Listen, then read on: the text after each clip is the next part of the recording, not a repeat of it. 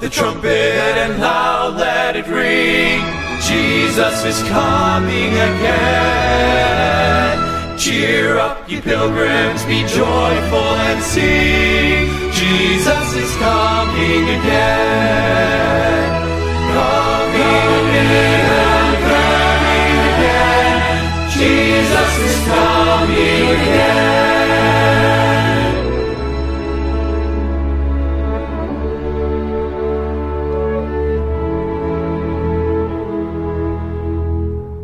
Echo it hilltops, proclaim it ye plains.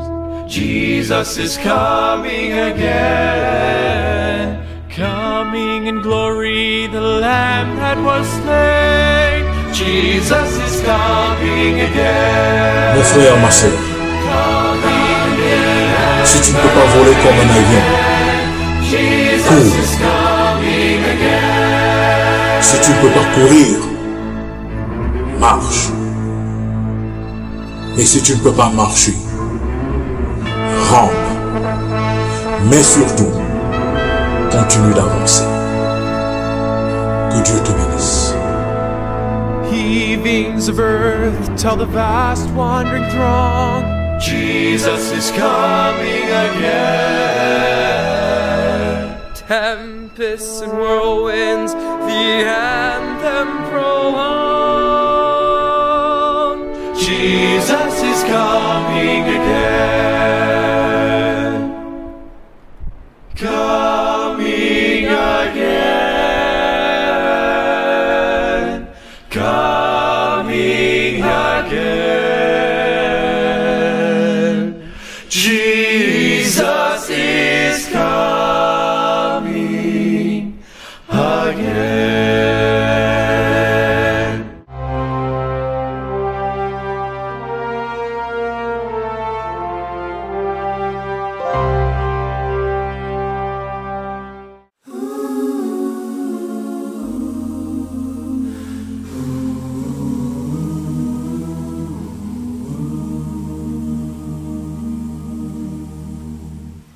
Je t'exalterai, Seigneur, parmi toutes les nations. Je célébrerai, je chanterai ta gloire, car ton immense amour s'élève jusqu'aux nues. Ta fidélité jusqu'aux cieux.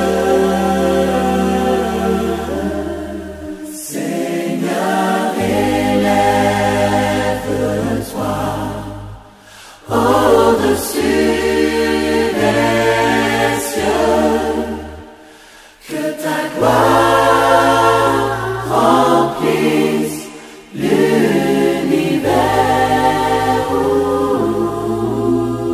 Seigneur, élève-toi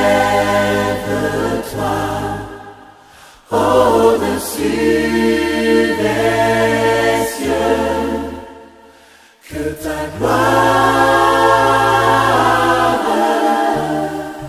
que ta gloire, que ta gloire remplisse l'univers.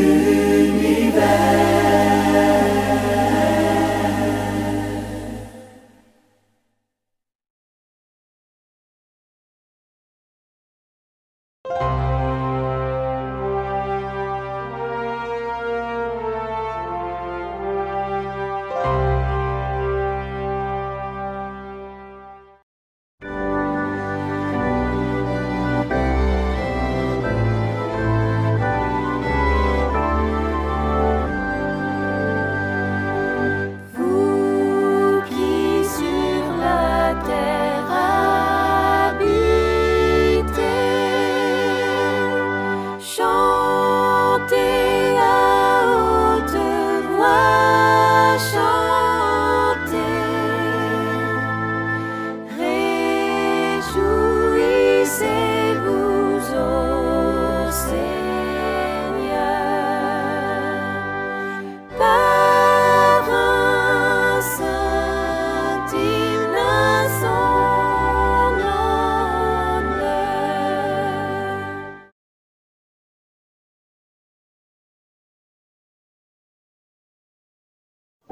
It is written in Psalms 53 verse 1. The fool says in his heart, there is no God.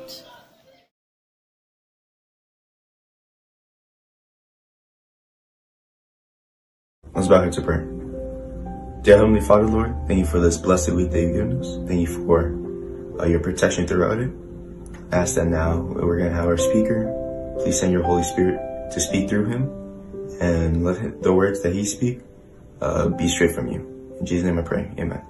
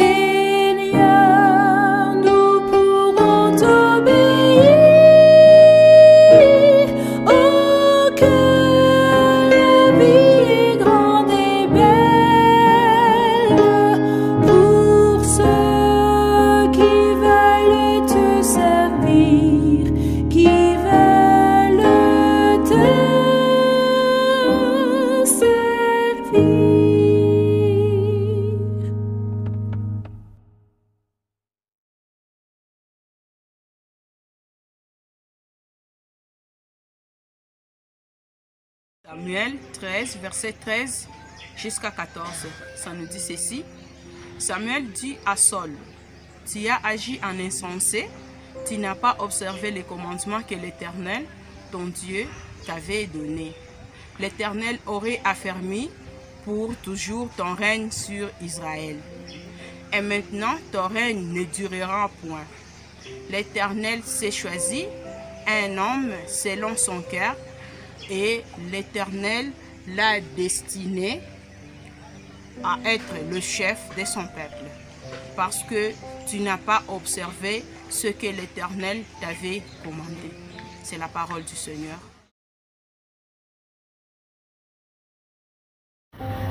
Merci Père éternel, parce qu'une fois de plus, tu permets que nous puissions t'invoquer en ce jour.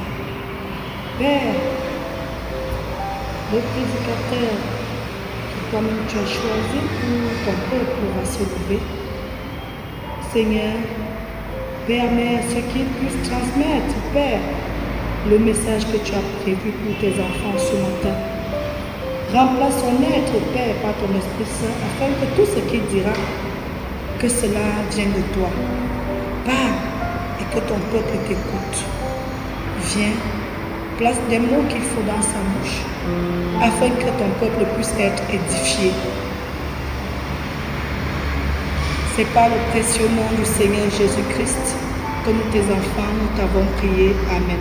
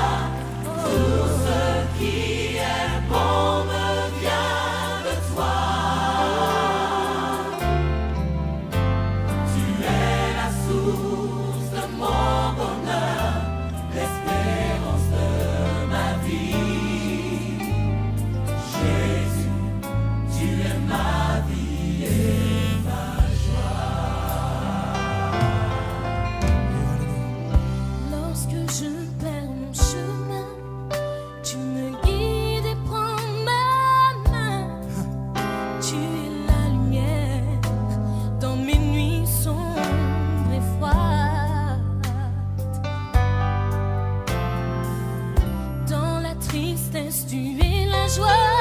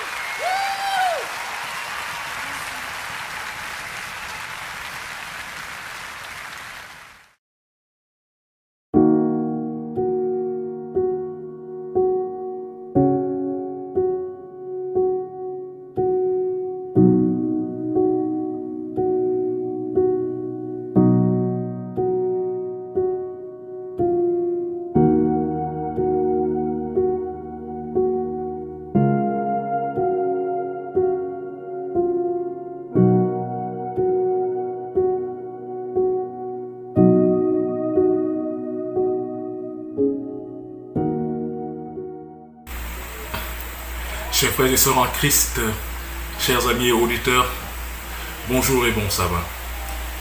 C'est une très grande joie pour moi et un privilège de vous souhaiter une fois de plus une cordiale bienvenue à votre émission Espérance et Vie. Le titre du sermon de ce sabbat est Manger et défier Dieu, une bastonnade assurée. Manger et défier Dieu, une bastonnade assurée. Prions. Saint-Esprit, je te remercie pour tes bienfaits. Je te demande sincèrement pardon pour mes péchés, Seigneur. Mes transgressions, mon iniquité, pardonne-moi, Seigneur.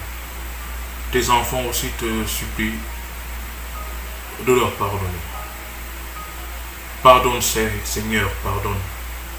Restaure-nous, Seigneur. Relève-nous de nos chutes.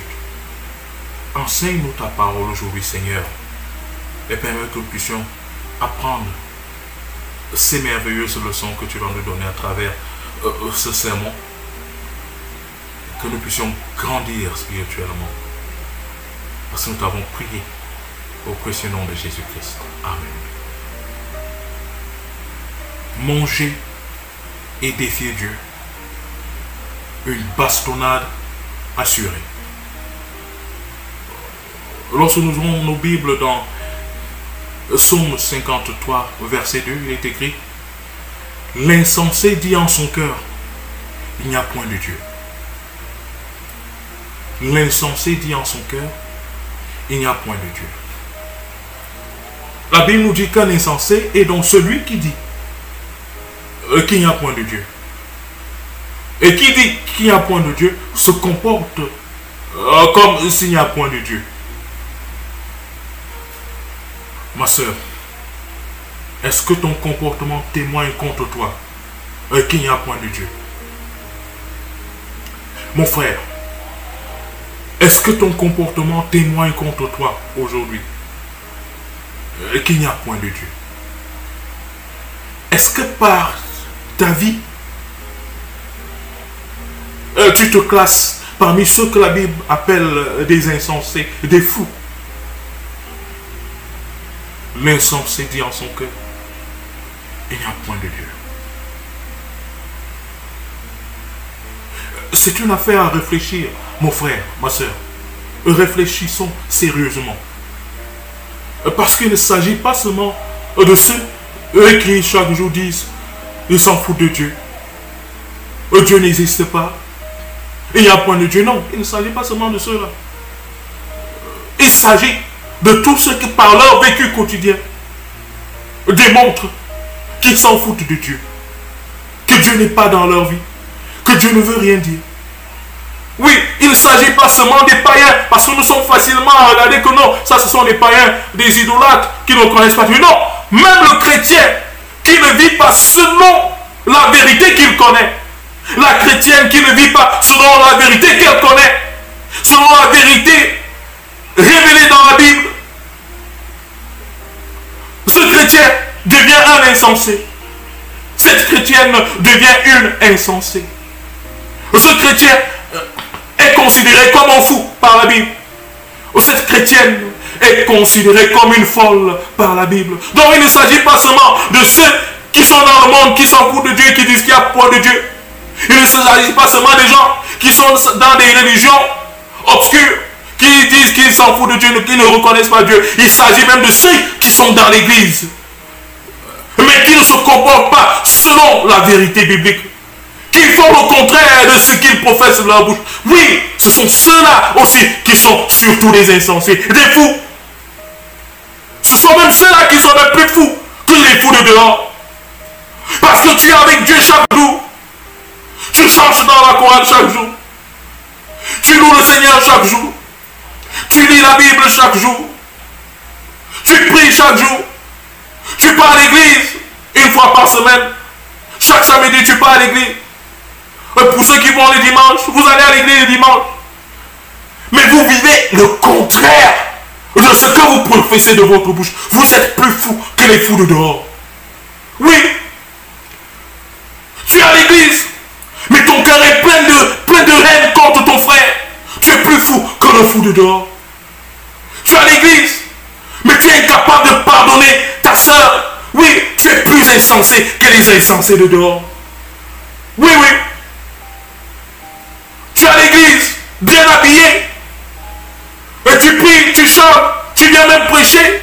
Mais tu es incapable même de donner un bout de pain aux malheureux. Tu es insensé plus que les insensés de dehors. Tu es plus folle que les folles de dehors. Oui, il ne s'agit pas seulement, quand la Bible dit les insensés dit en son cœur il n'y a point de Dieu. Il ne s'agit pas seulement de parler de bouche qu'il n'y a point de Dieu. Non, tu peux professer de bouche qu'il y a Dieu, mais ton vécu quotidien dit que tu ne crois pas en ce Dieu que tu professes. Oui, tu es une folle, tu es un fou. Pire encore, parce que tu crois que tu as la connaissance, parce que tu crois que tu as un peu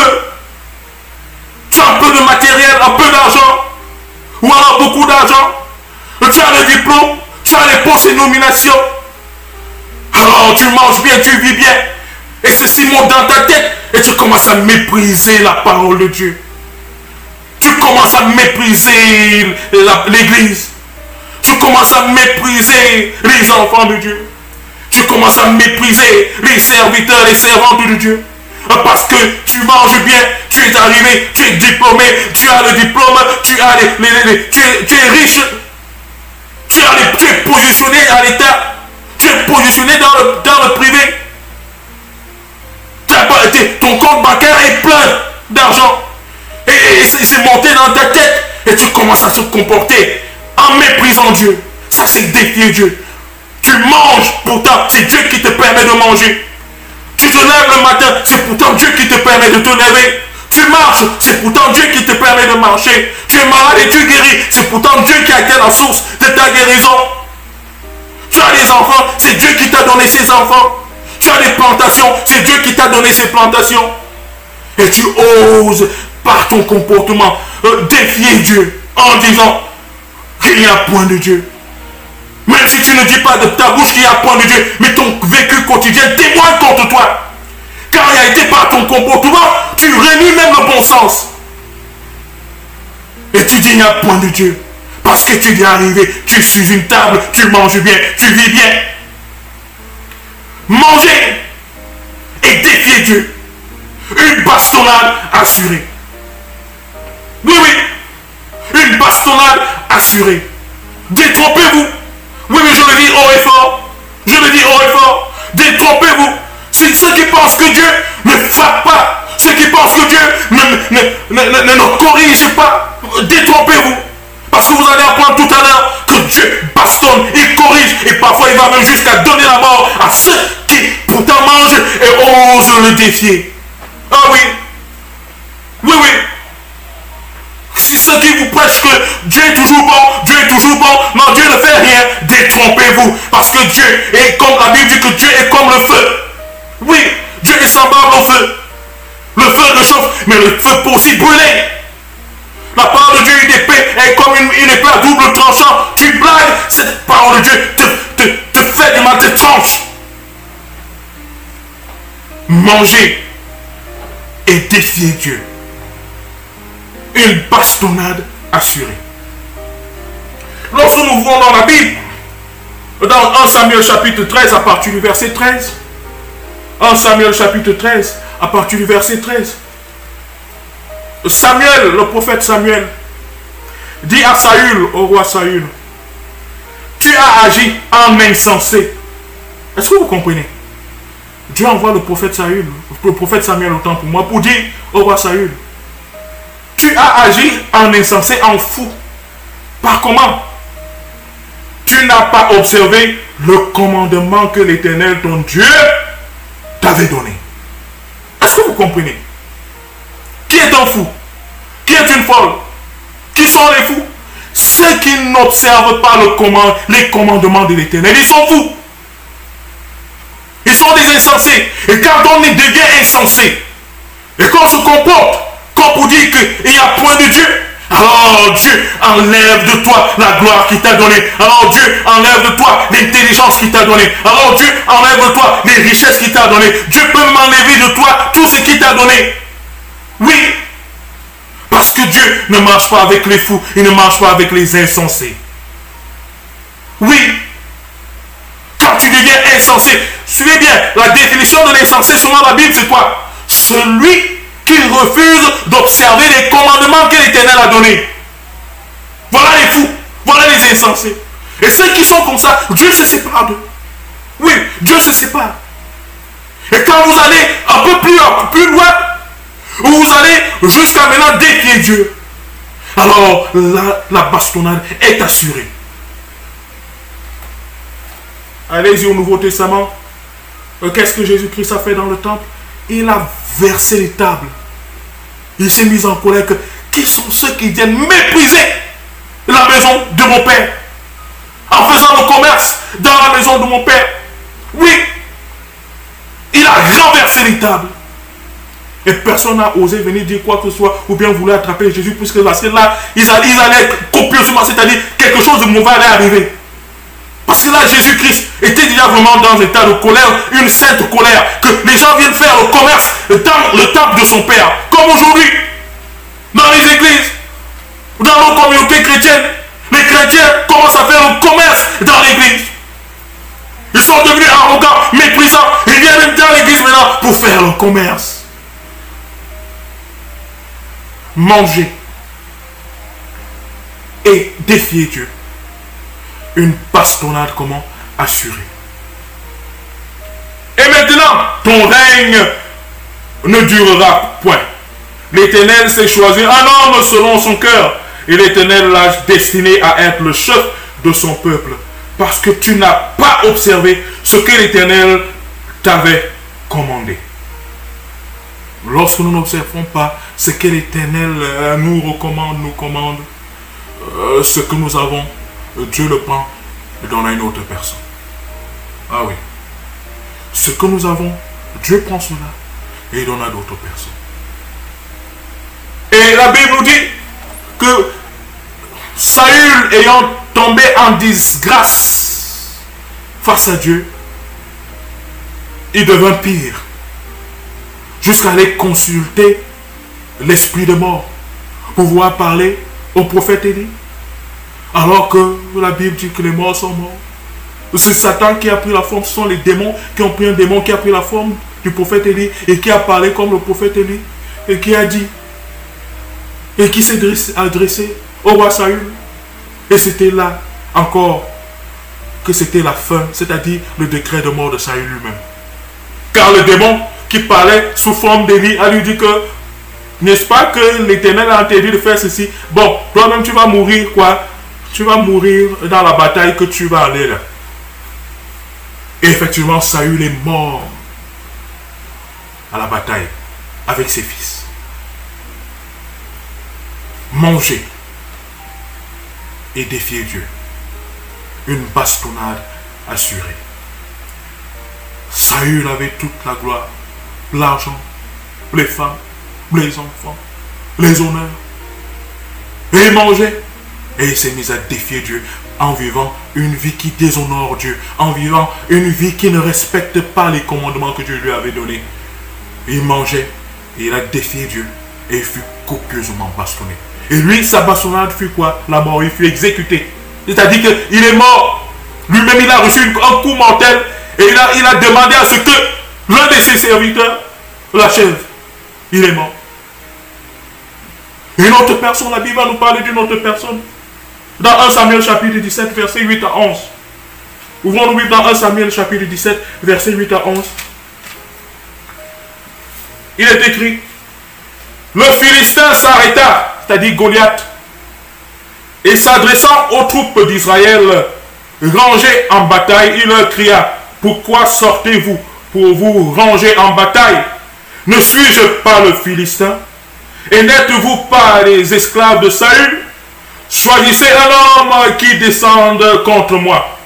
S'il peut me battre et qu'il me tue, nous vous serons assujettis. Mais si je l'emporte sur lui et que je le tue, vous nous serez assujettis et vous nous servirez. Le Philistin dit encore: je jette en ce jour un défi. Vous entendez?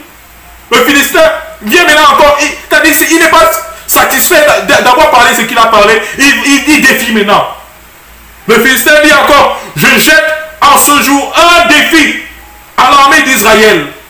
Donnez-moi un homme et nous nous battrons ensemble. Qui a fait naître Goliath? C'est Dieu. Qui a donné aux parents de Goliath les moyens de le faire croître comme il est devenu? C'est Dieu. Qui a donné le souffle de vie à Goliath? C'était Dieu.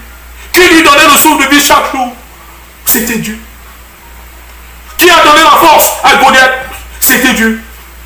Parce que Dieu n'est pas seulement le Dieu des justes. Il est le Dieu de tout le monde.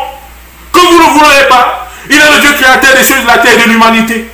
Et le soleil qui brille, le soleil ne brille pas seulement sur les justes et les bons. Le soleil brille aussi sur les méchants. La pluie qui tombe n'arrose pas seulement les plantations des justes. La pluie qui tombe arrose aussi les plantations des méchants. Dieu est bon même envers les méchants. Ça veut dire que même lorsque les méchants prospèrent, c'est grâce à Dieu qu'ils prospèrent. C'est Dieu qui a permis qu'ils prospèrent. Goliath a oublié que c'était Dieu qui était la source de la vie. C'est que c'était Dieu qui permettait à ce qu'il puisse avoir cette force. Mais parce qu'il a mangé bien, parce qu'il était costaud fort, il s'est mis à défier Dieu. Manger et défier Dieu. Une bastonnade assurée. Et sans tarder, vous connaissez l'histoire. Le jeune David s'est mis en colère. Mais qui est celui-ci qui vient défier l'Éternel Dieu des armées? Nous voyons cela dans 1 Samuel chapitre 17, verset 43 à 51. Ouvrons nos Bibles. Dans 1 Samuel chapitre 17, verset 43 à 51. Vous allez suivre ce qui se passe. Le Philistin dit à David, suis-je un chien pour que tu viennes à moi avec des bâtons? Et après l'avoir maudit par ses dieux, il ajouta, viens vers moi et je donnerai ta chair aux oiseaux du ciel et aux bêtes des champs. David dit aux Philistins, tu marches contre moi avec l'épée, la lance et le javelot. Et moi je marche contre toi au nom de l'Éternel des armées. Alléluia. Au nom de l'Éternel des armées. Du Dieu de l'armée d'Israël. Que tu as insulté. Vous comprenez bien les mots? Que tu as insulté. Aujourd'hui l'Éternel te livrera entre mes mains.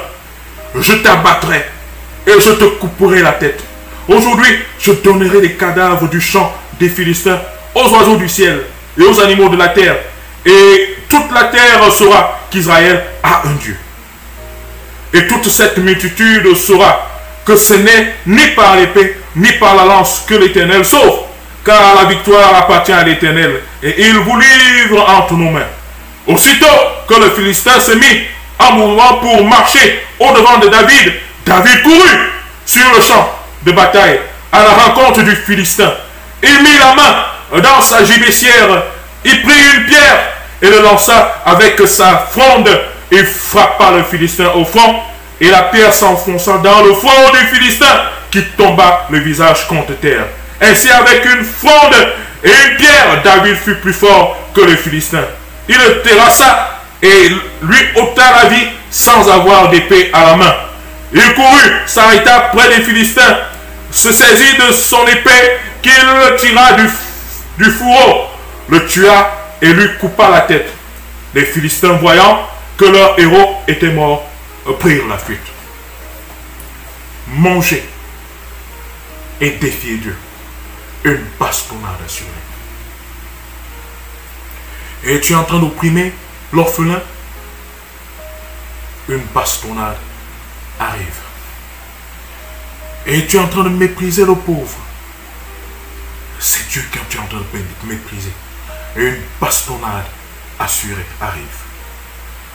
Et tu es en train de faire le mal à ton prochain. Et c'est à Dieu qui est en train de vouloir faire ce mal. Et une bastonnade assurée arrive. Et tu es en train de voler le mari d'autrui. Une bastonnade est sur ton chemin. Et tu es en train de voler la femme d'autrui. Une bastonnade est assurée sur ton chemin. Et tu es en train de voler l'argent de Dieu. Une bastonnade est sur ton chemin. Et tu es en train de mépriser, de persécuter les enfants d'autrui. Une bastonnade est sur ton chemin. Manger et défier Dieu. Une bastonnade assurée. Et c'est pourquoi plusieurs d'entre vous, vos vies sont malheureuses. Vos vies sont parsemées de blocages. Parce que quelque part, parfois, quelque part, vous avez méprisé Dieu. Vous avez défié Dieu. Parce que vous aviez eu, vous dites que vous êtes intelligent. Vous avez de l'argent. Vous avez le pouvoir. Vous avez les nominations. Vous avez les plantations. Vous avez tout ce que vous pouvez avoir. Et ceci est entré dans votre tête. Et vous méprisez Dieu. Parce que vous avez déjà un peu. Parce que vous mangez. Vous oubliez que c'est Dieu qui vous donne tout cela. C'est Dieu qui vous permet d'être qui vous êtes. Mais vous défiez Dieu par votre comportement contraire à la volonté de Dieu. Vous êtes des insensés. Vous devenez des fous. Parce que, je vous ai dit, chers frères et sœurs, lorsque nous lisons la Bible, l'insensé est celui qui fait quoi? Qui ne vit pas selon les commandements, qui n'obéit pas aux commandements que l'Éternel a donné. Tu es insensé. Et quand tu es insensé, tu finis par défier Dieu. Et ceux qui défient Dieu sont copieusement corrigés par Dieu. Mais la bonne nouvelle est la suivante, mon frère, ma soeur. As-tu défié Dieu? Es-tu devenu un insensé? T'es-tu détourné de la loi de Dieu? As-tu jeté au pied les commandements de l'Éternel Dieu des armées? Il n'est pas encore tard pour toi, mon frère. Il n'est pas encore tard pour toi, ma soeur, pour revenir à l'Éternel. Car Jésus-Christ dit, venez à moi, vous tous qui êtes fatigués et chargés, et je vous donnerai du repos. Prenez mon joug est facile. Jésus-Christ te dit, quelle que soit ta situation, si tu décides de te repentir aujourd'hui, je suis prêt à effacer tes transgressions. Je suis prêt à te pardonner. Je suis prêt à te relever. Je suis prêt à te restaurer. Donc, même si tu as défié Dieu, même si tu es devenu insensé parce que tu as cessé de suivre les commandements que l'Éternel t'a donnés, si tu donnes ton cœur aujourd'hui à l'Éternel et tu dis, Seigneur, je reconnais que je me suis égaré, sauve-moi Seigneur. Seigneur, je sais que cette situation, c'est parce que je suis devenu arrogant, c'est parce que je suis devenu insensé. Seigneur, pardonne-moi, relève-moi Seigneur, pardonne-moi, sauve-moi. Jésus-Christ est prêt à te pardonner, mon frère. Jésus-Christ est prêt à te pardonner, ma soeur. Jésus-Christ est prêt à te relever et à te restaurer. Oui, il est celui qui sauve le pécheur, qui délivre le pécheur. C'est pourquoi Jésus-Christ dit, arrête, ô pécheur, arrête. Il est sombre le chemin. Où tu vas? Où tu vas? Où tu vas, mon frère? Où vas-tu, ma soeur? Arrête, reviens à l'Éternel. Reviens au Dieu qui pardonne le pécheur. L'Éternel te dit ce matin, en ce jour de sabbat, étais-tu en train de manger et tu as défié Dieu et que tu as reçu une copieuse bastonnade? Et il n'est pas tard pour toi, mon frère. Il n'est pas tard pour toi, ma soeur, de revenir à Jésus-Christ et d'abandonner ta mauvaise vie. Jésus-Christ est prêt à te sauver, à te pardonner et à te restaurer. Il sauve le pécheur, il pardonne, il efface les transgressions. Jésus-Christ est prêt à le faire pour toi aujourd'hui, ma soeur. Il est prêt à le faire pour toi aujourd'hui, mon frère. Même si tu t'es égaré et que tu t'es mis à vivre une vie qui déshonore Dieu et tu te retrouves maintenant plongé dans les problèmes, plongé dans le souci, plongé dans le péché. C'est l'Éternel est prêt à te restaurer aujourd'hui. Ne continue plus à marcher vers cette voie qui va t'amener à la mort comme Saül, te faire mourir comme Goliath, parce qu'ils mangeaient et ils ont été ingrats envers Dieu et Dieu les a frappés, les a corrigés. Dieu est prêt à te pardonner, à nous pardonner. Revenons à lui aujourd'hui. Revenons à lui aujourd'hui. Et il nous sauvera. Il est prêt à nous pardonner. Il est prêt à nous restaurer. Que fais-tu de l'appel de Jésus-Christ? Ne sois pas comme ceux qui sont ingrats envers les bienfaits de l'Éternel envers eux. Et qui se mettent à mépriser Dieu. Et qui se mettent à défier Dieu. Tous n'ont pas la chance d'être seulement frappés. Et il y a beaucoup qui meurent par la suite de leur vie de rébellion, d'ingratitude envers Dieu. À vous qui prenez le plaisir à défier Dieu, faites attention, parce que vous serez frappé, vous serez copieusement bastonné, et vous allez confesser. Goliath a fait comment? Goliath est tombé. La Bible dit que Goliath est tombé, visage quoi? À même le sol. Donc, même en mourant, Dieu lui fait comprendre, et Dieu fait comprendre à tout le monde que ceux qui me défient, même en mourant, ils vont mourir sous forme de prosternation, se prosterner, reconnaissant que même leur corps va reconnaître que l'Éternel est Dieu. Goliath meurt la face à terre. Soumission. Oui, Éternel, tu es Dieu. Dieu Tout-Puissant. Ne défiez pas Dieu. Cessez à vous amuser avec le feu. Tu manges et tu défies Dieu. Tu seras copieusement bastonné. Une bastonnade assurée. Alléluia.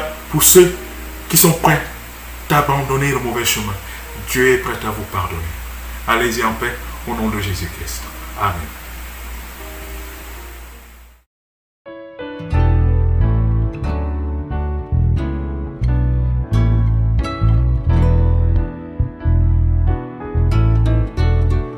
Jésus frappe à votre porte, ouvrez-lui, c'est le ciel qu'il vous apporte, ouvrez-lui, chez vous il veut prendre place, ouvrez avant qu'il se le temps près.